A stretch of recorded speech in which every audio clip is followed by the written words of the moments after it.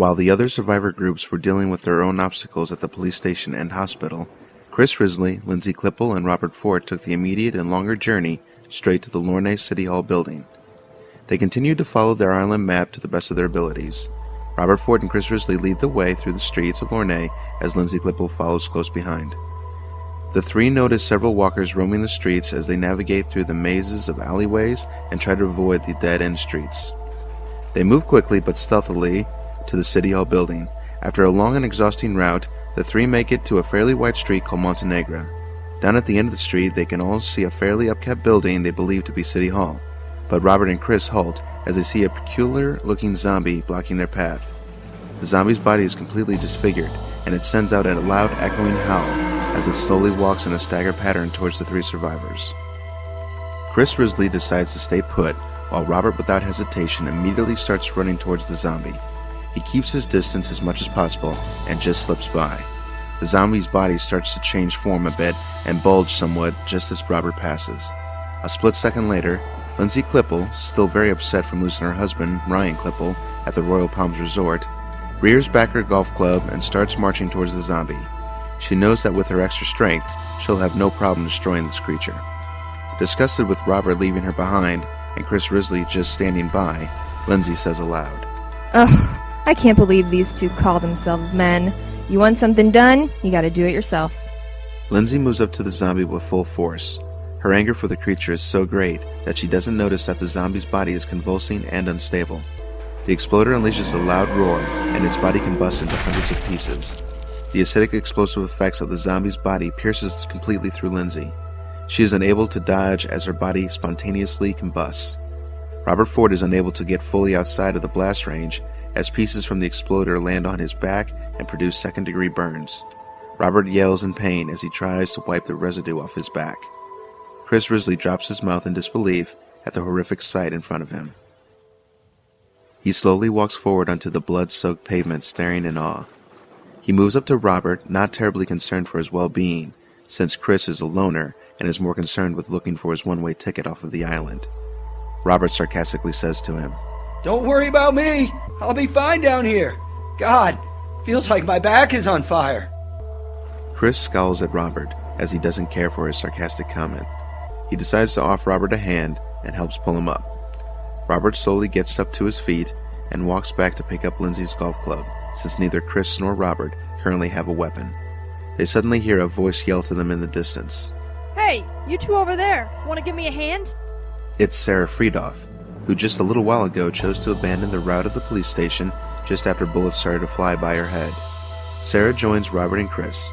She momentarily glances down to see the remains of what used to be Lindsay Klippel and an exploded zombie.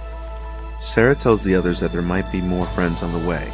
However, things got pretty intense at the police station, so she decided to break off and head for City Hall. She also noticed some walkers following her on the way and tells them that they need to get off the street as soon as possible. Chris and Robert agree, and all three approach the City Hall entrance. Sarah Friedoff peers down the left-hand side of the street to see a series of run-down brick buildings with some zombie walkers stumbling about.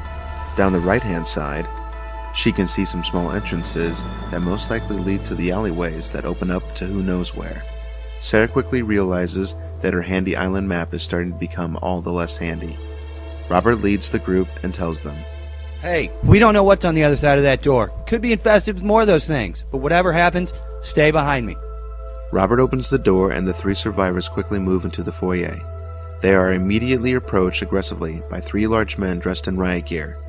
Two have their batons out with large shatterproof riot shields, and one has a shotgun pointed at them as they yell to the group forcefully to get their hands in the air.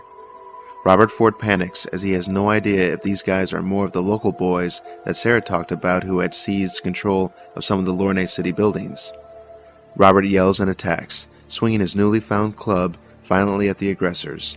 The man with the shotgun fires one round into Robert's face. The force of the shotgun round blows Robert backwards as he slams against the entrance door. Sarah and Chris Risley immediately throw their hands in the air as Sarah yells, "Please, we're just survivors from the resort looking for refuge." Sarah glances over at Robert's lifeless body.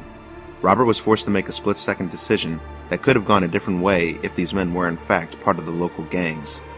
The man with the shotgun lowers the weapon and reaches out for Sarah and Chris to follow him. The two men with the riot shields stay at the entrance as the armed officer guides them further into City Hall. The officer explains. I'm a Lorne City police officer. The 6 or so left in this building are all that's left of our island police force. I didn't want to shoot your friends back there. I am truly sorry. But you have to understand, ever since the viral outbreak started early this morning, local gangs have taken to the streets and have seized control of several Lorne government buildings, including the police station. Our job now is to protect Mayor Trumbauer and the few civilians that have managed to stay alive. Unsettling as the events that led to Robert's death may be, Sarah tells the officer. Just so we don't have any more misunderstandings, it's possible that I have a few more friends coming this way from the police station. It would be really great if you kept a lookout for them and didn't greet them with a pump shotgun pointed at their faces. Fully understanding the sarcasm, the officer nods and informs Chris and Sarah that the mayor will be available shortly. For the time being, both collapse on a nearby sofa as they each guzzle down a bottled water. About 30 minutes later, police station survivors Chris Canoi, Andy Furmanek, Jamie Donahue, Xander, Adam Welling, and Captain Jeffries make it to the street of Montenegra and head down towards the City Hall building. Just ahead of them, coming from the street leading down the left-hand side of City Hall, they see hospital survivors Chris Herbert, co-pilot Fitzpatrick, Lindsay Welby, Adam Bauman, Matt Bomberger, Stewart Pennington, Harvey, and another man wearing a physician's lab coat. They all make their way up the City Hall stairs to the entrance doors. The 13 survivors leave the streets of Lorne behind for the time being as they cautiously open the large entrance doors and enter the building. They immediately see two men in riot gear that respond. Are you two the vacationers from the Royal Palms Resort? All of the survivors nod their heads and yell out yes, and approach the security officer with their weapons at their sides. The officer calmly says, It's okay. Some of your friends made it here alive. I'll take you to them. One of the riot gear officers leads the group down a couple of hallways to meet up with ORM friends Sarah Friedoff and Chris Risley. 20 minutes go by as the late arriving survivors rest up and hydrate. A fully armed officer approaches the group and tells them, The mayor will see you now. The 15 survivors make their way up one flight of stairs to the mayor's office. The friends enter the office as the mayor introduces himself and debriefs everyone on the situation. I'm Jonas Trumbauer, Mayor of Lorne City. I'm glad to see that some of you were able to make it here. All hell has broken loose on the island, and we have lost control. Whatever these things are, they only seem to die when shot in the head, and have a terrible hunger for human flesh. After the brief and useless conversation with the mayor, Adam Welling and the others find out that the mayor and his people are pretty much as clueless as everyone else. Trumbauer further explains. The tropical storm knocked out the Canoi Island communication tower around 4 a.m. this morning, and there is little chance of a rescue anytime soon. This is a small third-world island, and we are mostly cut off from the outside world.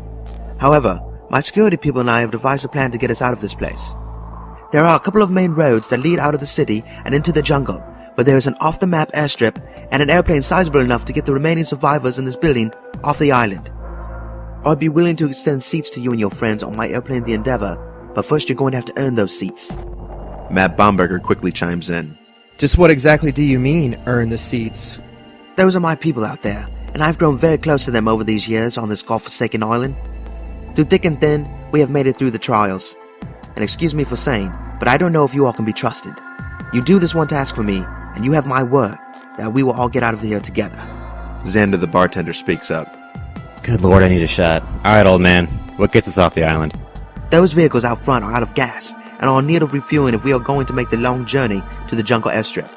The terrain is rugged, and those 4x4 trucks out there eat up gas like none other. I need you and your group to take on a mission to get the fuel.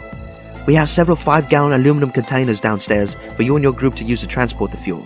The gas station is located due west from here, and there are two ways.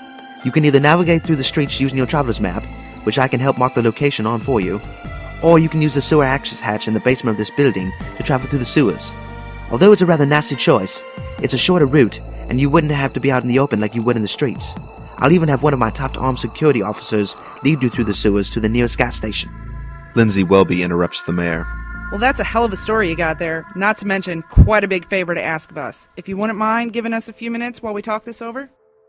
There are mixed emotions about taking the mayor up on his proposition. 9 of the friends are truly unsure if he wants to gain your trust, or if the whole thing sounds like more of a double-cross. The remaining 6 feel they're all in this together, and that the mayor will keep his word. As the group moves outside the mayor's office to finish discussing their plans, Adam Ballman meets another U.S. pilot that has also been stranded on Canoi. The pilot introduces himself as Captain James Walker and explains. Yes, sir. I've been flying for over 20 years to this island with frequent trips to and from the United States.